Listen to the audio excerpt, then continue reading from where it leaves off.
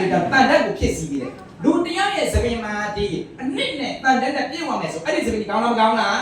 ကောင်းလားကောင်းလားကောင်းတယ်ဘလောက်ပဲစနေပန်းနေဘလောက်ပဲကြောင်တုံနာအဲ့ဒီပစ္စည်းနဲ့ထိပ်ပြီးတော့ပေါ်တဲ့ခါကျရင်လွန်ဆုံးကောင်းလာပဲအဲ့ဒီနောက်ပိုင်းကျသပင်ကြီးအင်မတန်မှကောင်းလာပဲတတ်သေးတာပြီနော်ဒါကြောင့်ကျွန်တော်ရှောင်းရမယ်မျိုးစီလိုက်အောင်ဆိုရင်โอเคဒါကတော့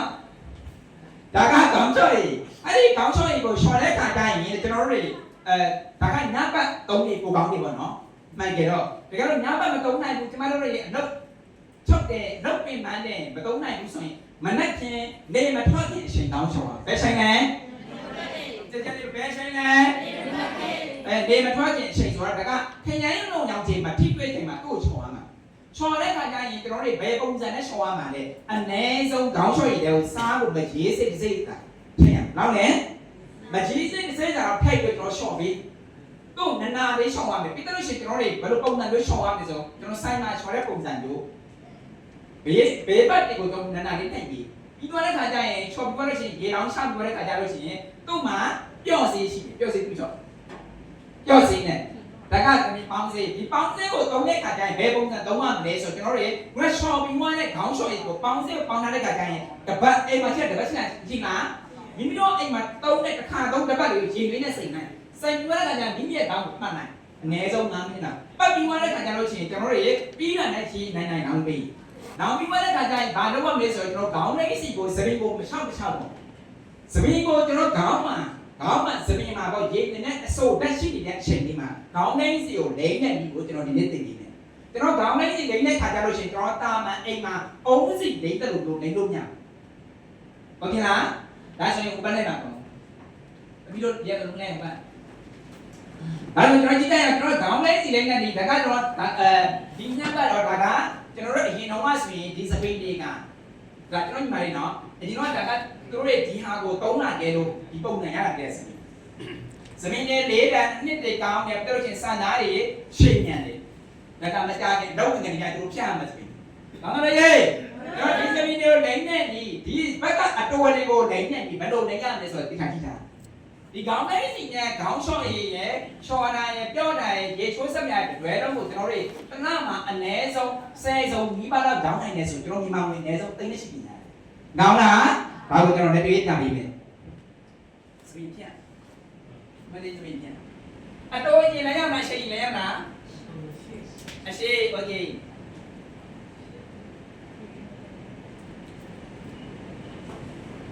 ။မိုင်းရစရာအိမ်โอเค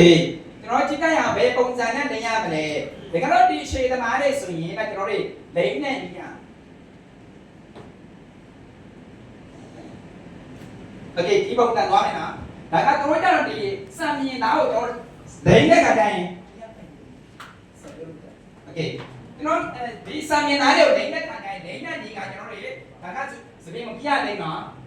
6မိနစ်လာပြလောက်ပြရတယ်โอเค3စက်โอเคกัน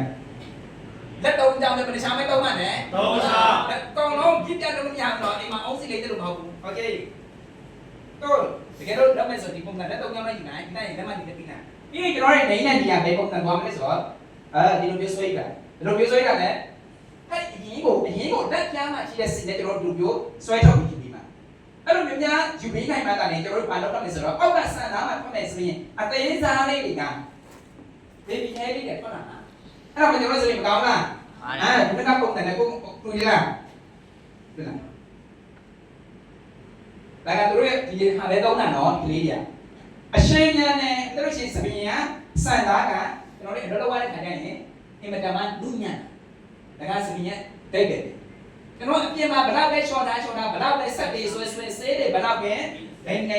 တုံနောက်ပိုင်းကျတော့ဒီပစ္စည်းနဲ့စုံမယ်ဆိုရင်ကျွန်တော်တုံးမယ်ဆိုအနည်းဆုံး3စုံ3ရင်စပင်းကိုလိုချင်တဲ့ပုံစံပြင်ရမယ်။ကောင်းလား။ โอเคဒီတိုင်းကျွန်တော်တို့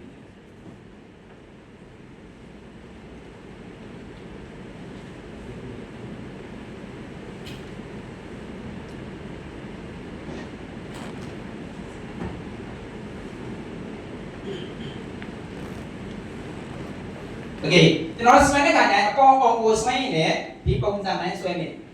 လက်နဲ့နိုင်မှာတော့ကျွန်တော်အပေါ်နိုင်ချမ်းမရဘူးလားဟုတ်ကဲ့လက်နဲ့နိုင်မှာတော့โอเค เคဘာကြောင့်လဲဆိုတော့သူ့မှာဆိုရင်ကျွန်တော်ဗီတာမင် E ပါတယ်ဗီတာမင် C ပါတယ်အပြည့်အဝပါတာပြည့်လို့ကြောင့်ကျွန်တော်လောလောတဲ့ခါကျရင်ဒီစပင်းကိုသုံးတဲ့ခါကျရင်ကျွန်တော် B သုံးစရာတယ်လို့ B လို့โอเคလား B လို့တယ်တောင်းကြလားတောင်းတယ်ဒါကကြတော့တို့ဒါ normal စပင်းကြီးပဲเนาะမပြောင်းနာဘူးစိတ်မတုံနာဘူးစက်မတုံနာဘူးကျွန်တော်တို့ဒါကစပင်းရဲ့ပုံမှန်မိရောမေဝင်းရမွေးလာတဲ့စပင်းပဲညက်လည်းမညက်ဘူးเนาะဒါဒီဒီမှာကထွက်တဲ့စပင်းတိုင်းကိုကျွန်တော်တို့ပါကြည့်တိုင်းပြီးတိုင်းโอเคကိုဘကစပင်းအတူတွေကတော့ဒါဆက်ဆွဲစပင်းလို့ခေါ်တယ်ကိုဘကကိုတချောင်းအတူဆက်ဆွဲစပင်းကိုနိုင်တဲ့တရားတူရှိနေတာအဲ့ဒါကိုဒီပေါင်းရှင်းဖန်သွားโอ้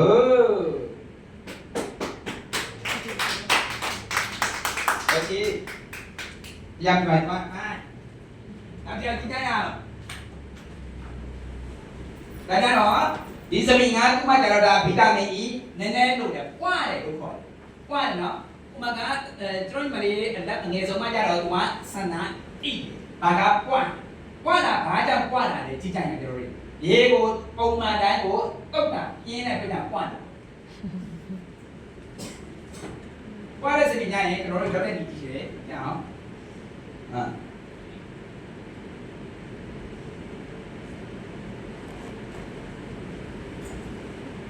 တော်ဒီခေါင်းလေးစီတကူကိုညောင်စေးနဲ့မမောင်ကြီးစေးဆိုရင်ညောင်စေးဆိုရင်ကျွန်တော်တို့390မှာမမောင်ကြီးစေးက343ပတ်တကူဆိုရင်အမှတ်20မှာပါတယ်သိလားကျွန်တော်ဒီတကယ်လို့ပြင်ပမှာလက်တွေ့ပြတဲ့အခါမှာပစ္စည်းတင်ရမှာပြည့်တဲ့ဆိုခေါင်းလေးစီတကူပဲတင်ပါကြည့်တကူရောက်လိုက်တိုင်းမှာကျွန်တော်ရဲ့အနည်းဆုံးပတ်စံ90ကျန်တယ်တကယ်တော့ဒါ900ကလက်တွေ့ကြမယ်ဆိုရင်390များလားရတယ်စိုက်မှာလောလောတိုင်းဒီပဲနော်တနေ့ကို9ခုပဲရအောင်ရက်လည်းရမယ်အမှတ်လည်းရမယ်ကောင်းလားဒီနာမမကပွားတယ်မလိန်နာမတွေ့လားလိန်နဲ့စားနေ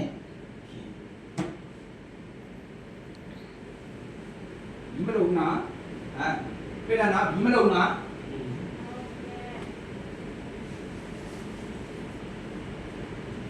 ဒီဒါရှိအရှင်ညကကြည့်ရကြတော့အတော်ရကြည့်ကြရအောင်အတူတွေကြတော့ဒါကစိုင်သွားတယ်ဟောဟုတ်တယ်စိုင်သွားလားစိုင်သွားတယ်ဘာကြောင့်စိုင်သွားလဲဆိုတော့သူရဲ့သပင်းရဲ့အတိဖြားလေးကြည့်ပြန်သိအဖြားရဲ့သပင်းဒီပုံစံလေးဘီကျိုးနဲ့သပင်းလို့ခေါ်တယ်ဘီကျိုးနဲ့မှဆိုတာစိတ်ကျိုးနဲ့စိတ်ဆွဲတာဒီဘက်ကမီကျိုးနေတာဒီဘက်ကစိတ်ဆွဲတာအဲ့လိုသပင်းတွေကြာကျွန်တော်တို့သူ့ကိုအချိန်ပေးရမယ်ဘယ်လိုအချိန်ပေးရမလဲကျွန်တော်တို့ဒီခေါင်းလေးစီရင်ချော်တာရင်ပြောတာရင်အနည်းဆုံးနေ3စုံပုံဒီသပင်းရပုံမှန်တိုင်းဖြစ်တယ်။ဒါကိုလည်းညနေတင်ပြီးရှင်းကြည့်ရအောင်နော်။အတိုးလည်းညနေကြောင်ပဲပေါင်းတာလဲဆိုတော့ဒီအောက်ကဖက်ဒီအောက်ကိုညင်သွားတယ်။ဘာကြောင့်အောက်ကိုညင်သွားလဲဆိုတော့သူ့မှာနှစ်ကွာကအားလို့အပ်တယ်။အားလို့ကပြတဲ့ကြောင့်သူ့စပင်းအထားကပေါက်နေတယ်ဗီတာမင် E လို့လည်းဗီတာမင် C လို့လည်းမျိုးသမီးတို့ရေဝေးမျိုးသမီးတို့ရေဝေးကိုစီကိုကြည့်ထားတော့ကိုစီဘာလို့လဲတော့ရင်ဘယ်ပုံစံနဲ့တုံးမှမလဲဆိုတာမလုံးလားโอเคပြီးမှကျွန်တော်တို့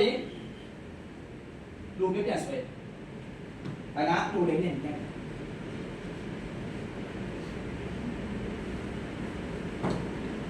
တဲ့ရင်ဒီကဒီစမင်ကြတော့သူကစီထဲတာလေပြင်းလားမသိဘူးနော်ဒီကြောက်ကြည့်ရတာဒီပြင်းလား